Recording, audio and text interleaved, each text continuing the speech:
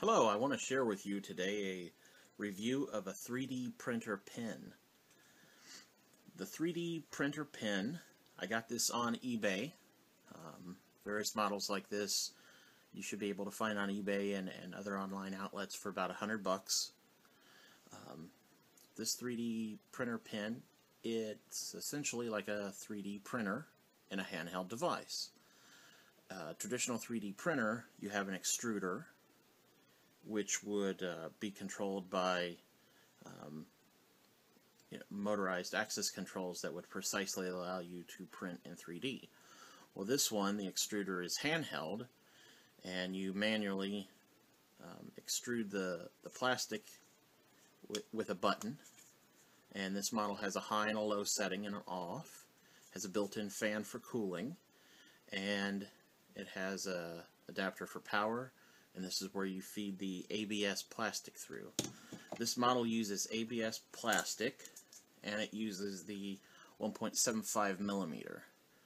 This is a huge roll of black ABS 1.75 millimeter I picked up on eBay for about $30 with shipping. This may outlast my usage of the 3D printer pen, I'm not sure. But needless to say, it's a fairly inexpensive setup compared to a 3D printer. When you go to print with this, if you look it up, you'll find all kinds of videos on YouTube showing different 3D models that have been made with it, like a 3D Eiffel Tower, all kinds of cool stuff. One tip for printing with it, if you're going to print some small parts or anything, is use a hard flat surface that's not going to warp with heat, and then use printing tape, or painter's tape rather. I'm starting to call it printer's tape. But you lay your tape down, and the plastic, as it heats up, it won't stick to this surface. So you're probably not going to make anything really ginormous by printing it by hand, because it does take time. One thing I'd recommend is anything that you decide to make with it, I do recommend you draw it out, draw a sketch of what you want to make, and then print it and just go very slow. The trick is to go slow, and if I was printing this, I'd want to go real slow.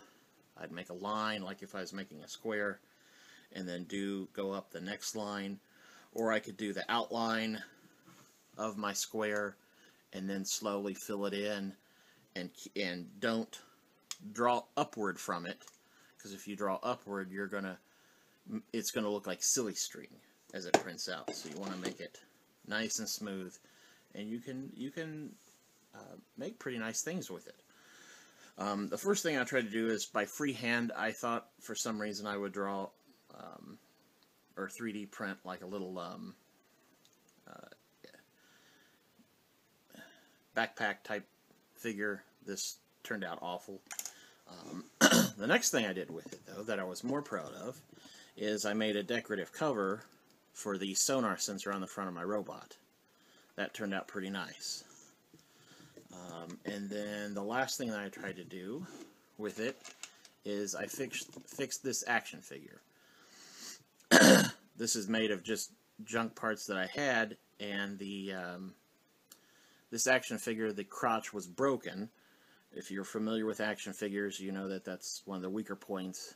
They break.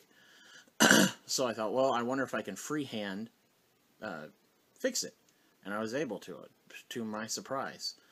It's not perfect, but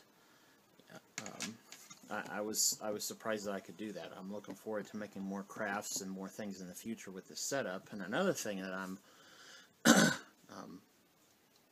thinking that the 3D printer pens would be handy for is I've heard from folks that are using 3D printers that sometimes as the print goes along, it might create defects in it, like warps or little bubbles.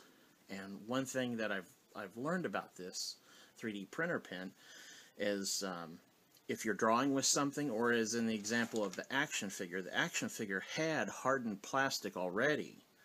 And so what I was looking to do was affix a new piece of plastic in to what was already there, and the 3D printer pin, it will melt. It will get hot enough to fuse in the new plastic in with the old plastic and make it like one solid piece. And so if you're printing something larger, you know, if your hand's getting tired of holding it and printing out something by hand, you can do a little bit of it, stop, turn it off, leave it alone for a while, come back to it, and pick it back up. And as long as you slowly work the new printed surface into the old one, it will fuse together and harden. And so this pin might come in handy for fixing printed 3D parts from a machine. If you have small defects in it, you can fuse in plastic to fix your pieces. At least I think would be very, very possible. So I'm looking forward to making more things with this and sharing more videos. Thanks.